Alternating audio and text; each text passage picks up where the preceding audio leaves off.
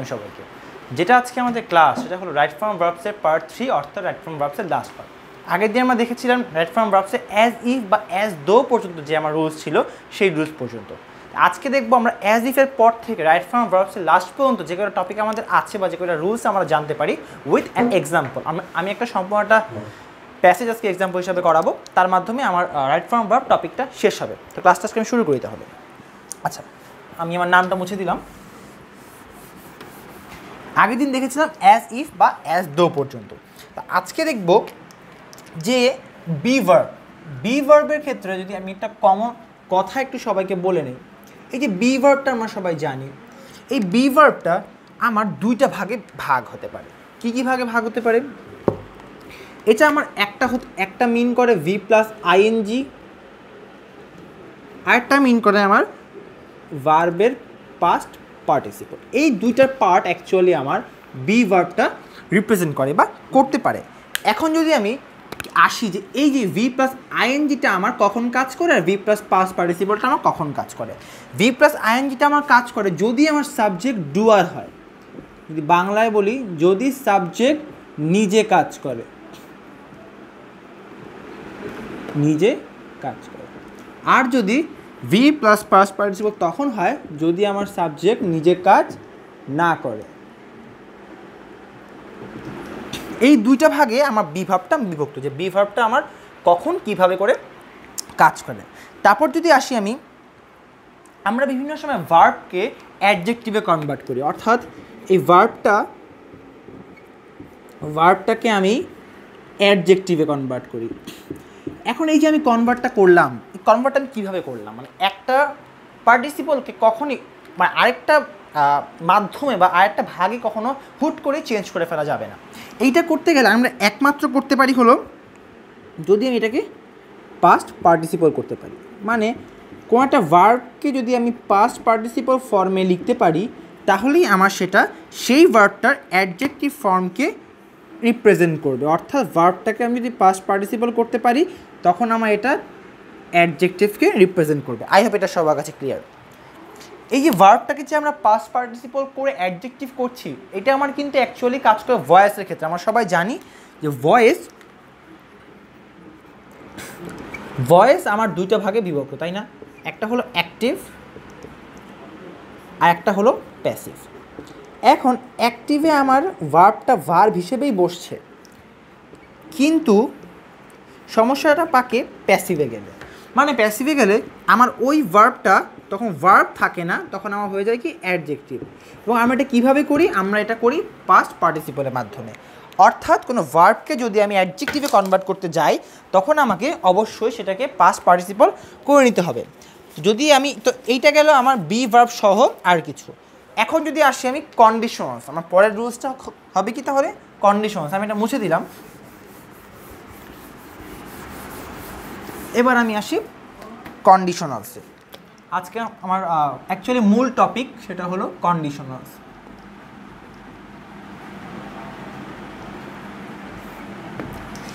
এবার কন্ডিশনালসটা আমার right form ভার্বে কীভাবে আসবে? কন্ডিশন মানে আমার যে শর্ত, তার মানে কন্ডিশনালস মানে শর্ত বা এই টাইপই অ্যাকচুয়ালি কিন্তু আমরা বুঝি সচরাচর।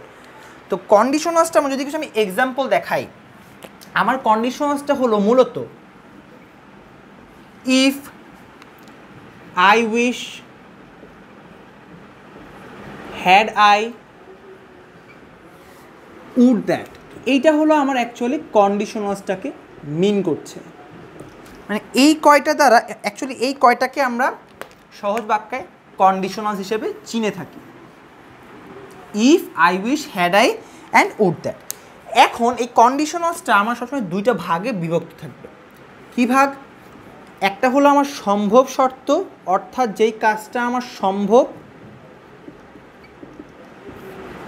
একটা আমার অসম্ভব শর্ত।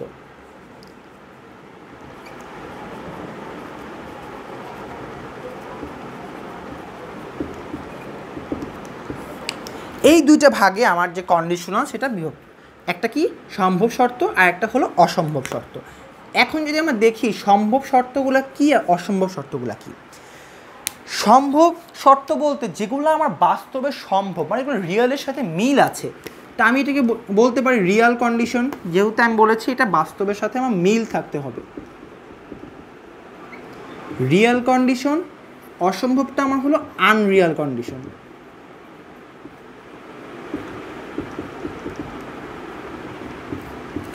আই হোপ সবাই এটা ক্লিয়ার।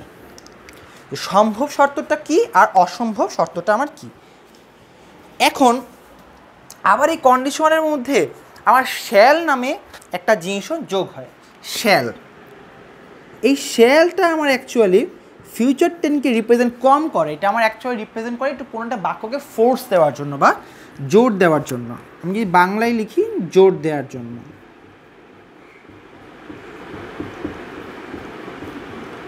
জোর দেওয়ার জন্য, জোর দেওয়ার জন্যই আমাদের মতো বাক্যে আমরা শ্যাল ব্যবহার করে থাকি। আর আমরা এমনি সময় উইলটাকেই ব্যবহার করি ফিউচার টেন্স বোঝানোর জন্য। এখন আমাকে যদি কেউ কোশ্চেন করে যে ভাইয়া যদি আমার কোনো বাক্যে একসঙ্গে মোডাল অক্সিলারি ভার্ব এবং প্রিন্সিপাল ভার্ব একসঙ্গে থাকে, অর্থাৎ যদি কোনো বাক্যে আমার মোডাল অক্সিলারি ভার্ব এবং প্রিন্সিপাল ভার্ব একসঙ্গে ব্যবহৃত হয়, তখন আমি সেটা কিভাবে করে সেই বাক্যটাকে বসাবো। তখন আমি যদি একটা সহজ জিনিস দেখাই, সেটা হলো কি, সেটা অবশ্যই ম্যাপ আকারে বসবে। এইটা একটা মুখস্থ রাখাটা খুব দরকার। ম্যাপটা আমার কি একটা সিকোয়েন্সকে বোঝাচ্ছে যে মোডাল কোথায় বসবে, অক্সিলারি কোথায় বসবে, আর আমার প্রিন্সিপাল ভার্বটা কোথায় বসবে। এই যে পি, এটা আমার রিপ্রেজেন্ট করছে প্রিন্সিপাল ভার্বকে। আমি চাইবো এটা সবাই স্ক্রিনশট তুলে রাখেন। অক্সিলারি ভার্বটাকে এ রিপ্রেজেন্ট করছে আর এম রিপ্রেজেন্ট করছে আমার মোডালকে। অর্থাৎ এই তিনটা ভাগ, অর্থাৎ ম্যাপ যেটা আমি বলেছি, এই ম্যাপ আকারে আমার এই তিনটা ওই বাক্যটার মধ্যে ব্যবহৃত হবে, যেই বাক্যে মোডাল অক্সিলারি ভার্ব এবং প্রিন্সিপাল ভার্ব একসঙ্গে ব্যবহৃত হয়, সেখানে আমার এটা কাজ করবে। এখন যদি আমি একটা এক্সাম্পল একটু দেখানোর চেষ্টা করি সবাইকে, আমি দুইটা বাক্য লিখব কন্ডিশনালসের। Had I wings I dash fly, এইটা আমার একটা বাক্য। আর একটা বাক্য হলো had got wings I dash fly. আচ্ছা, দুইটা বাক্য কিন্তু আমার প্রায় সেম, কিন্তু বাক্যর গঠনে একটু চেঞ্জ হয়। চেঞ্জটা কি, এখানে হ্যাড আই উইংস, এখানে হ্যাডটা কিন্তু আমার একটা মাত্র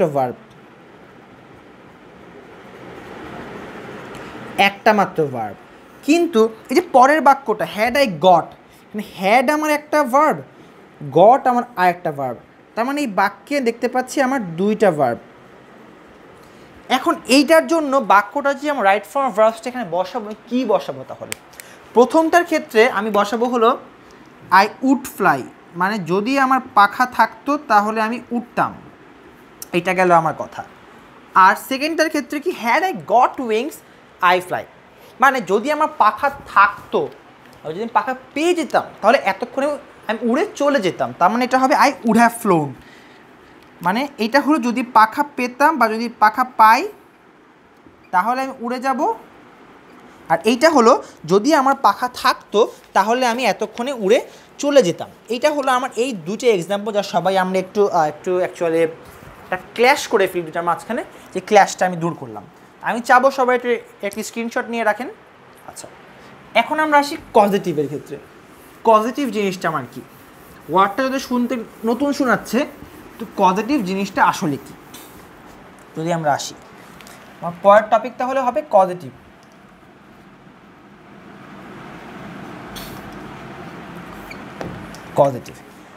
এই পজিটিভগুলো অ্যাকচুয়ালি কি কি মিন করে। পজিটিভ যদি আমি লিখি,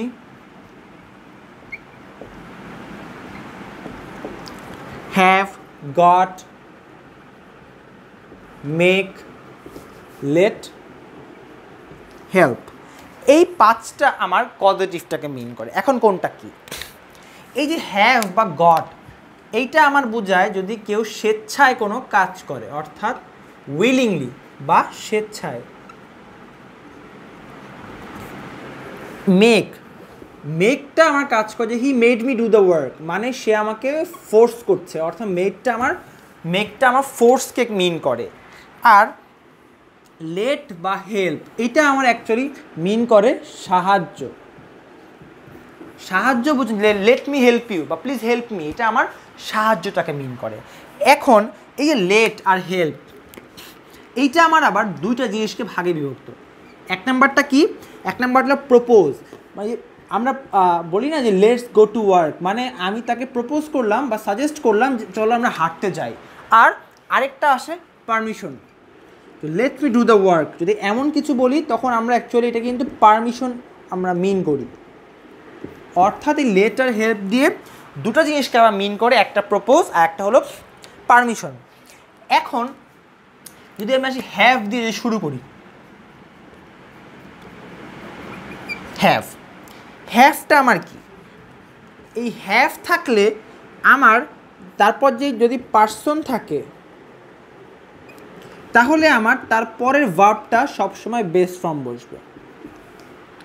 যদি হ্যাভের পরে পার্সন থাকে তারপর যে ভার্ব থাকলে ভার্বটা আমার সবসময় বেস ফর্মে বসবে। এবং এই যে হ্যাভটা, এইটা আমার মূলত অ্যাকচুয়ালি অক্সিলারি ভার্বকে রিপ্রেজেন্ট করে। লিখে দিলাম, এই হ্যাভটা আমার সবসময় অক্সিলারি ভার্বকে রিপ্রেজেন্ট করে। যদি আমি একটা এক্সাম্পল দেখাই হ্যাভ নিয়ে, he had Rahima do the work. যদি এইটা আমার একটা এক্সাম্পল বাক্যটার মধ্যে হয়ে থাকে, এই যে হ্যাডটা আমার এই হ্যাডের মধ্যেই আসবে, তাহলে এই হ্যাডটার পরে যেই পার্সনটা আমার থাকলো থার্ড পার্সন, এটার পরে কী হলো, ভার্বটা আমার বেস ফর্ম বসলো। মানে যে ডু, এটা V1 বসলো, এটা আমার পার্সনটার পরে ভার্বটা আমার V1 বসলো। এটা হলো একটা রুল। এখন যদি আমি আরেকটা দেখাই, এইটার সঙ্গে লিঙ্কড আপ হ্যাভের ক্ষেত্রেই, এই যে হ্যাভের পরে যদি আমার অবজেক্ট থাকে, সাবজেক্ট দেখলাম বা পার্সন দেখলাম, এখন অবজেক্টের ক্ষেত্রে যদি হ্যাভের পরে অবজেক্ট থাকে তাহলে তারপরে যে ভার্বটা আমার থাকবে সেই ভার্বটা আমার হবে অবশ্যই পিপি বা পাস্ট পার্টিসিপল। হ্যাভ যদি থাকে, যদি তারপরে অবজেক্ট থাকে তাহলে তারপরের ভার্বটা আমার হবে পাস্ট পার্টিসিপল। যেরকম যদি আমি একটা এক্সাম্পল আমি একটু উপরে দেখাই,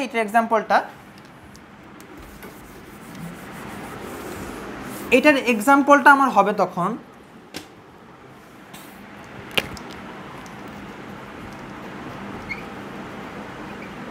হি হ্যাড দ্য ওয়ার্ক ডান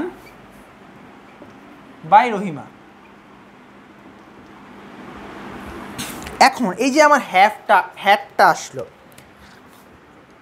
এইটার পরে অবজেক্ট কি, দ্য ওয়ার্ক। আমার ফর্মুলা অনুযায়ী যদি হ্যাডের পরে অবজেক্ট থাকে তাহলে তার ভার্বটা হবে V3-তে বা পাস্ট পার্টিসিপল, যেটা আমরা এখানে দেখতে পাচ্ছি যে এই ডানটা হলো আমার পাস্ট পার্টিসিপল। অর্থাৎ যদি আমার হ্যাভের পরে পার্সন থাকে তখন আমার ভার্বটা হবে বেস ফর্ম, কিন্তু যদি হ্যাভের পরে আমার অবজেক্ট থাকে তখন ভার্বটা হবে আমার পাস্ট পার্টিসিপল। গেল। এবার আসি আমরা গেটের ক্ষেত্রে, হ্যাভটাকে আমরা মুছে দিই, হ্যাভের রুলস এখানে শেষ। এবার আসি গেট থাকলে কখন আমার কি হবে। যদি আমি আসি গেটের ক্ষেত্রে,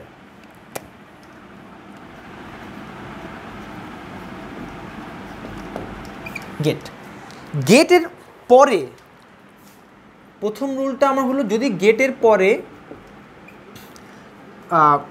পরে যদি আমার পার্সন থাকে তাহলে যে আমার ভার্ব থাকবে, এই ভার্বটা আমার হবে ইনফিনিটিভ হবে। মানে ইনফিনিটিভ মানে কি 2 প্লাস ভার্ব, মানে হলো টু প্লাস ভার্ব। অর্থাৎ যদি আমার গেটের পরে পার্সন থাকে তখন আমার তার পরের ভার্বটা হবে ইনফিনিটিভ। যদি একটা এক্সাম্পল আমি এখানে একটু শো করার চেষ্টা করি,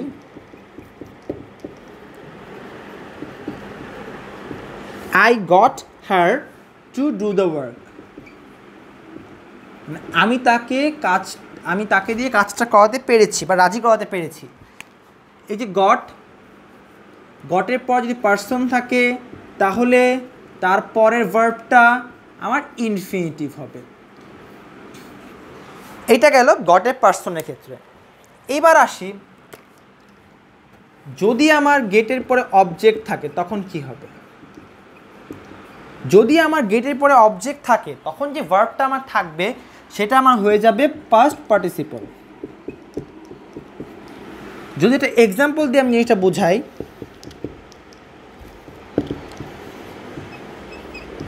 I got the work done by her, মানে আমি কাজটা তার দ্বারা করাতে পেরেছি। যে I got,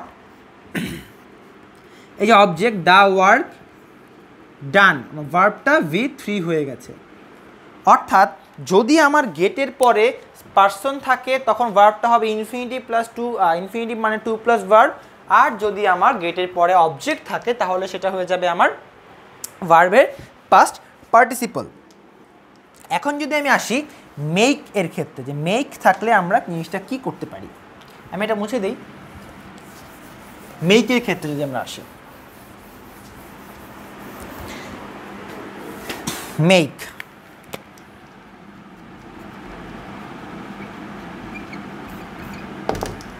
যদি আসি আমরা মেকের ক্ষেত্রে আমার যদি মেকের পরে পার্সন বা অবজেক্ট যেটাই থাকুক না কেন তারপরে সবসময় আমার যে ভার্ব থাকবে সেটা বেস ফর্ম হবে। অর্থাৎ মেকের ক্ষেত্রে পার্সন বা অবজেক্ট কোনোটার ক্ষেত্রে কোনো ভিন্নতা আসবে না। মেকের ক্ষেত্রে আমার যেটাই থাকুক না কেন ভার্বটা আমার বেস ফর্মে বসবে। যদি আমি একটা এক্সাম্পল দেখাই, he make me do the work বা he made me do the work,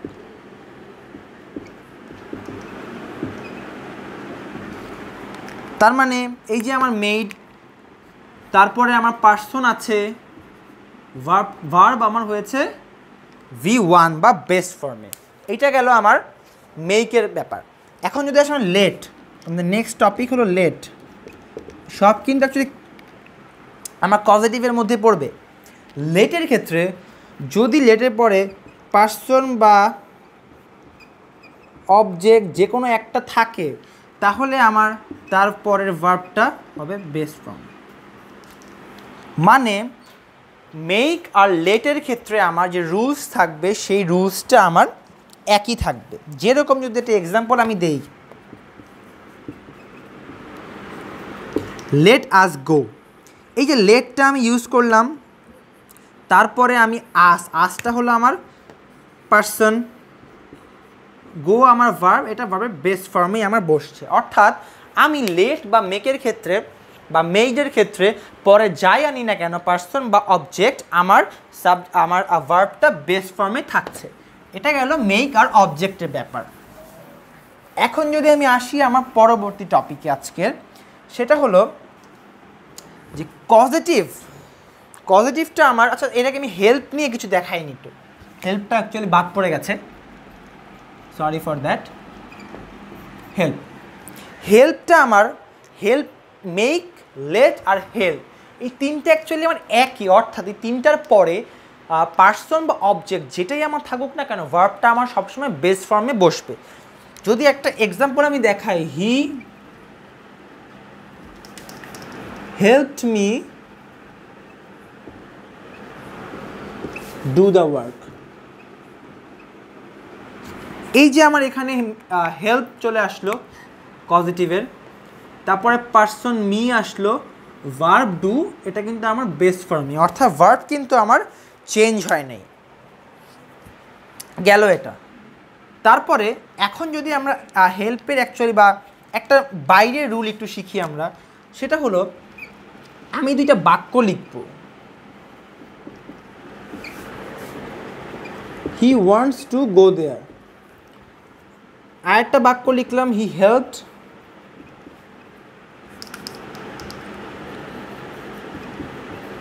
helped me go দেয়ার। দুটা বাক্যের মধ্যে পার্থক্যটা আমার কোথায়? এই বাক্যটা যে প্রথম বাক্য যেটা আমার, এখানে সাবজেক্ট কিন্তু একটা, মানে সেই কিন্তু যেতে চায়, আর কোনো সাবজেক্ট নাই, তাই আমি এখানে টু গো নিয়ে আসছি। আর সেকেন্ডটাতে আমার হিও আছে মিও আছে। যদি এরকম দুইটা সাবজেক্ট বা যদি একের অধিক আমার সাবজেক্ট বোঝায়, তখন আমার এই গো এর আগে টু আনার দরকার নেই, তখন শুধু গো দিয়েই আমি কাজটা করতে পারি। এটা একটু বাইরের রুল শিখালাম। এখন আসি আমরা পজিটিভ কোনো বাক্যে থাকলে আমরা কি করব। যদি পজিটিভ কোনো বাক্যে থাকে, পজিটিভ কোনো বাক্যে থাকলে, যদি পজিটিভ কোনো বাক্যে থাকে তাহলে আমরা এটাকে কি করব। তো পজিটিভ আমার সেই বাক্যেই থাকবে, যেমন বুঝবো যেই বাক্যে আমার দুইটা ভার্ব থাকবে এবং দুইটা সাবজেক্ট থাকবে। যদি এমন আমার কোনো বাক্য হয়ে থাকে, তখন আমি সেখানে বুঝবো এই বাক্যে আমার পজিটিভ ব্যবহৃত হতে পারে। এবার আসি আমাদের যেটা একটু নতুন ওয়ার্ড, সেটা হলো লেস্ট। লেস্ট বলতে আমরা কি বুঝি?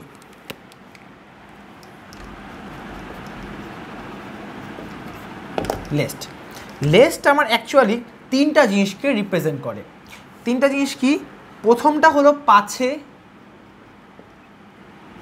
তারপর একটা তা না হলে, তারপর একটা হলো এই ভয়।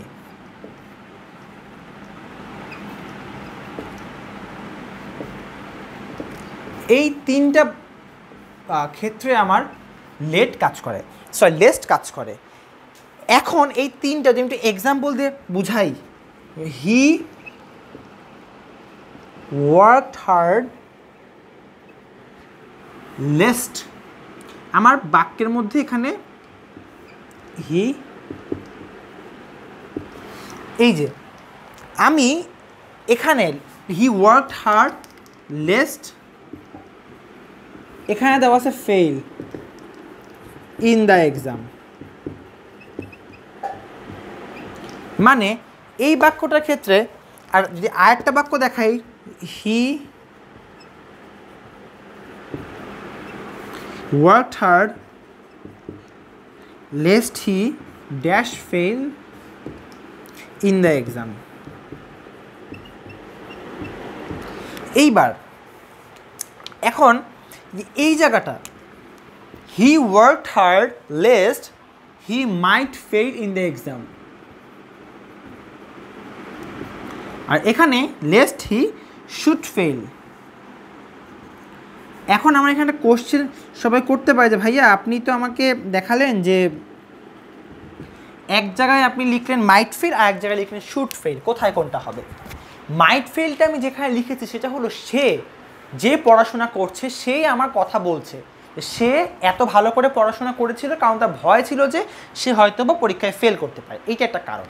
আর শুড ফেলটাকে এটা হলো আমরা বা আমাদের অডিয়েন্স তারা বলছি যে তাকে অনেক মন দিয়ে পড়াশোনা করা উচিত, না হলে তার ফেল করা উচিত, ব্যাপারটা এরকম। যদি আমরা বলে থাকি কোনো কথা সেটা হবে শুড ফেল, আর যদি সে বলে থাকে সেটা হবে মাইট ফেল। আই হোপ কথাটা ক্লিয়ার। তবে এখানে মোস্ট অ্যাপ্রোপ্রিয়েট যেটা হয় পরীক্ষা যেটা সারা বেশি সেটা হলো মাইট, অর্থাৎ মাইটটা ইউজ করে হলো সবচেয়ে বুদ্ধিমানের কাজ, কারণ মাইটটাই আমার সবচেয়ে বেশি অ্যাপ্রোপ্রিয়েট হিসেবে কাজ করে। এবার আসি আমরা কিছু ছিন্ন বিচ্ছিন্ন কিছু রুল দেখব। আমার মেইন রুল রাইট ফ্রম রাফসের রুল শেষ, এখন আমি কিছু ছিন্ন বিচ্ছিন্ন রুল দেখাবো। যেরকম যদি কোনো বাক্যে আমার ওয়াইল থাকে, যদি কোনো বাক্যে ওয়াইল থাকে তখন আমার সেটা ভার্বটা ভি প্লাস আইএনজি হবে এবং আমার যে ওয়াইল তখন বাক্যে প্রিপোজিশন হয়ে যাবে। যদি বাক্যে ওয়াইল থাকে এবং যদি ভার্বটা বা সাবজেক্ট যদি একই হয়ে থাকে তখন আমার ভার্বটা ভি প্লাস আইএনজি হবে এবং আমার তখন ওয়াইলটা প্রিপোজিশন হয়ে যাবে। আবার যদি এটা হলো যদি আমার সাবজেক্ট একই বা একটা হয়ে থাকে। যদি আমার সাবজেক্ট দুইটা হয়ে থাকে তখন আমি কি করব? যদি সাবজেক্ট দুইটা হয় তখন যদি বাক্যে ওয়াইল থাকে তখন আমার এটা হবে subject plus auxiliary verb plus ING, যদি আমার বাক্যে সাবজেক্ট দুটা হয়ে থাকে। আর যদি একটা হয়ে থাকে তখন আমার হবে ভি প্লাস আইএনজি, এটা হবে প্রিপোজিশন, আর তখন আমার ওয়াইলটা হবে কনজাংশন। আই হোপ এটা ক্লিয়ার। যদি সাবজেক্ট একটা হয়ে থাকে তখন আমার হবে প্রিপোজিশন হবে ওয়াইল এবং এটা হবে ভি প্লাস আইএনজি, কিন্তু যখন বাক্যে সাবজেক্ট দুইটা থাকবে তখন আমার হবে subject plus auxiliary verb plus ING, তখন আমার ওয়াইলটা হবে কনজাংশন। এখন আসি আমরা আরেকটা, যেটা আমরা পরীক্ষায় ইউজুয়ালি প্রায় 90% ছেলে মেয়ে ভুল করে, সেটা হলো যদি একটা এক্সাম্পল আমি দেখাই যায় 50 miles dash be far away। এখন আমার কোশ্চেনটা হলো বিটাকে আমি কি লিখব? বিটাকে আমি যখন লিখব সেটা হলো, তো এখানে যে আমি বি এর জায়গায় ইজ হবে না আর হবে? ইউজুয়ালি আমরা কিন্তু তখন মনের ভুলে আর বলে দিই, কারণ আমার 50 মাইলস আমার ফিউচার আমার প্লুরাল, তো অবশ্যই এখানে আর হবে। কিন্তু এই 50 এটা কি আমার একটা ইউনিক নাম্বার না? যেহেতু এটা আমার ইউনিক নাম্বার, অর্থাৎ এই পুরাটা আমার একটা সিঙ্গুলার হিসেবে কাজ করবে।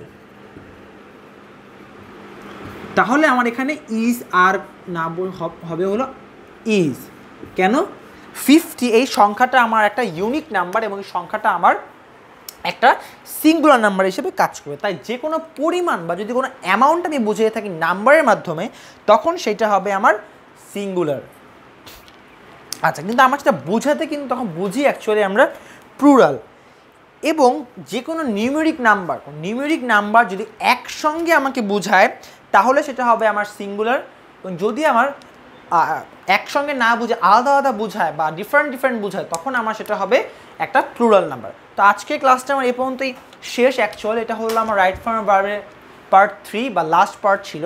রাইট ফর্ম ভার্বে আমি আমার সাধ্যমতো যতটুকু পেরেছি সবটুকু বোঝানোর চেষ্টা করেছি।